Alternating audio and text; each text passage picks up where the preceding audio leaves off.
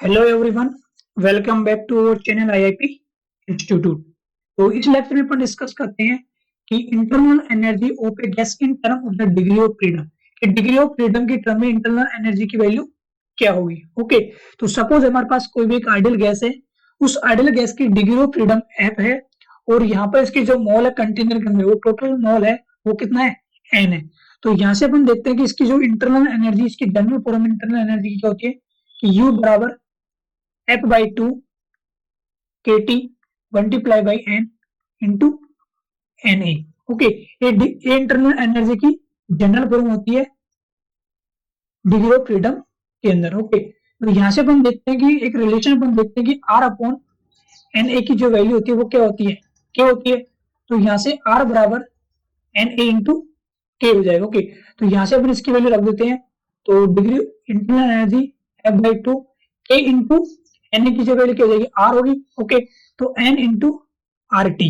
Okay, तो degree, तो यहाँ से इंटरनल एनर्जी की जो टर्म है डिग्री ऑफ फ्रीडम के अंदर जो वैल्यू आती है इसकी होती है यू बराबर F by two N R T, जहां पर एफ जो होता है वो होता है degree of freedom. Okay, degree of freedom. अब डिग्री ऑफ फ्रीडम की जो वैल्यू होती है मोनोएटॉमिक गैस के लिए अलग होती है, डायटोमिक गैस के लिए अलग होती है, ट्राइएटोमिक गैस के लिए अलग होती है। और इन सब के बारे में अपन ने पिछले लेक्चर में डिस्कस किया हुआ है। ओके, तो वहां जाके देख लेना।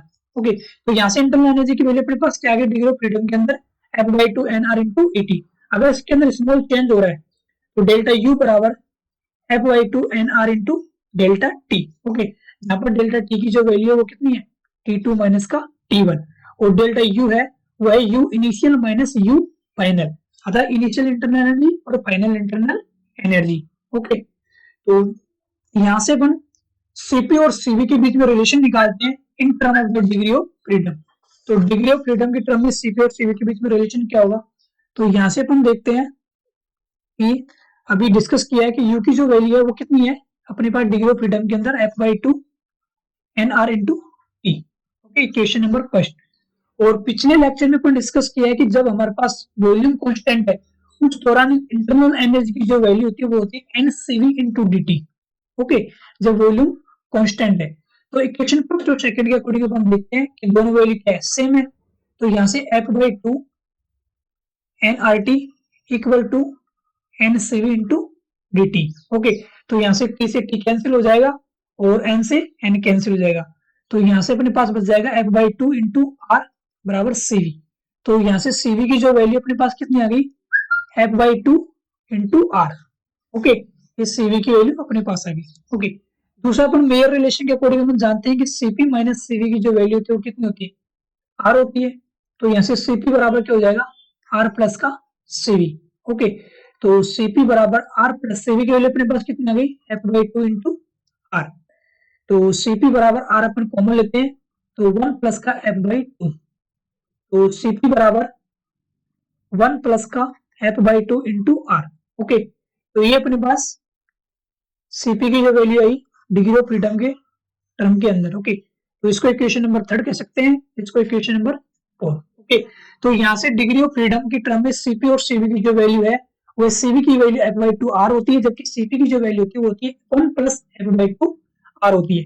ओके, तो यहाँ से अपन एक रिलेशन देख सकते हैं कि सीपी की वैल्यू ग्रेटर देन है सीवी। ओके, अब इस दोनों का रेशो निकालते हैं कि दोनों का रेशो क्या है। तो चूंकि अपन देखते हैं कि गामा बराबर क्या होता है, CP upon CV. Okay, gamma बराबर सीपी अपॉन सीवी। तो यहां से अपन देखते हैं कि सीपी की जो वैल्यू है वो gamma into CV. Equation number 8, mayor relation according CP minus CV बराबर आर। ओके, तो यहां से सीपी की वैल्यू अपन रख देते हैं कि gamma into CV minus CV बराबर आर। सीवी यहां से कॉमन लेते हैं तो गामा माइनस का वन बराबर आर। तो सीवी की जो वैल्यू होगी one R upon gamma minus one.